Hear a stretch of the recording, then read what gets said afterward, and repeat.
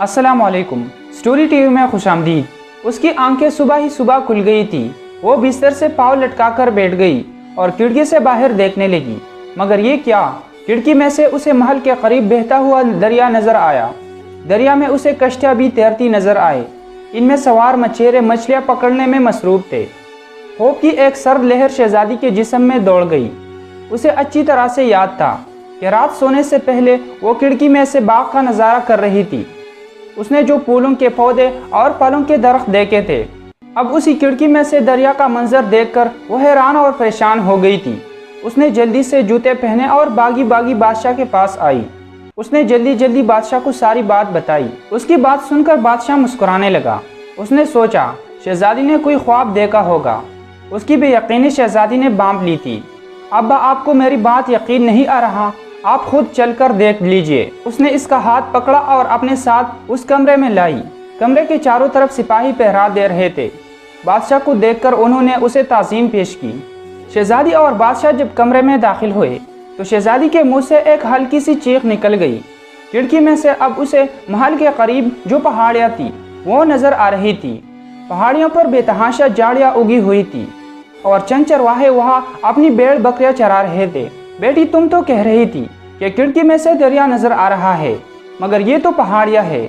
बादशाह ने शहजादी से कहा। उस वक्त दरिया ही नजर आ रहा था। शहजादी भी बसी से बोली, चलो अब महल में चलते हैं, दरबार का भी वक्त हो रहा है, यहाँ फिर बाद में आएंगे। बादशाह ने शफकत से शहजादी के सर पर हाथ फेरते हुए कहा। शहजादी सोच में डूबी उसके साथ चल पड़ी। महल में पहुंचकर बादशाह तो दरबार में चला गया। शहजादी ने पूरी दास्तान मलका को सुना दी। मलका को यकीन था कि शहजादी झूठ नहीं बोलती। वो सोच में पड़ गई कि मामला क्या है।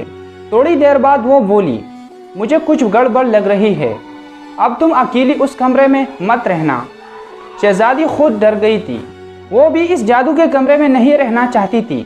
शाम होने से पहले बादशाह तमाम कामों से फारिग हो गया था। उसने अपने साथ मलका और शहजादी को लिया और इस पुरस्कार कमरे की तरफ आया। वो लोग वहाँ पहुँचे।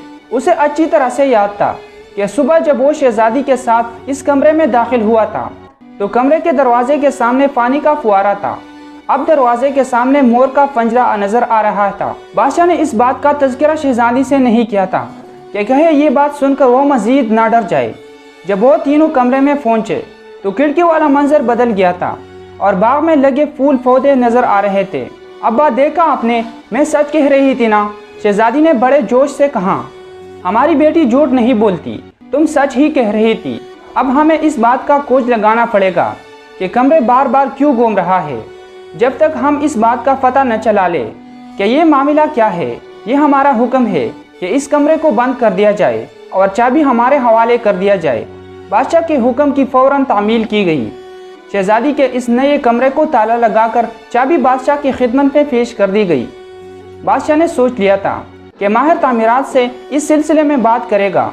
वो तो पड़ोस के मुल्क में उसके दोस्त बादशाह के काम से गया हुआ था, इसलिए बादशाह उसका इंतज़ार करने लगा। एक हफ्ते के बाद माहिर तामीरात की वापसी हो गई। बादशाह ने उसे फौरन तलब कर लिया। वो हाजिर हुआ और हाथ बांध कर खड़ा हो गया। बादशाह ने कहा, तुमने शहजादी का कमरा बहुत अच्छा बनाया है, मगर एक बात से हम परेशान हैं। थोड़ी देर बाद उसकी सिमत तब्दील हो जाती है। खिड़की में से कभी बाग नजर आता है, कभी पहाड़ियाँ और कभी दरिया। उसकी वजह क्या है? माहिर तामीरात ने हाथ बांधकर अर्ज़ की, हुजूर, आपके इरशाद के ऐन मुताबिक मैंने शहजादी साहिबा के लिए एक बेमिसाल कमरा बनाने का सोचा था। चंद साल पहले मैं मुल्क मिस्र गया था। वहाँ मैंने कल का घोड़ा भी देखा था। वो घोड़ा होता तो लकड़ी का है, मगर इसके अंदर लोहे की गरारियाँ वगैरह लगी होती है और इनको चलाने के लिए घोड़े की रकाबों में कुल फुर्जे लगे होते हैं, जिनकी वजह से वो दौड़ता भागता है। इस काम का माहिर मेरा एक दोस्त था। मैंने कुछ अरसा लगाकर उससे इस हुनर के बारे में काफ़ी मालूमात हासिल कर ली थी। मैं जब शहजादी साहिबा का कमरा बनाने लगा तो मुझे ख्याल आया कि मिस्र से सीखे हुए इल्म को यहाँ आजमाओ। मैंने उस कमरे में बुनियाद बहुत सारी लोहे और पीतल की गरानियों पर रखी और इनको कमरे से बाहर फर्श में लगी बड़ी बड़ी फक्की सिलों से मुंसलिक कर दिया।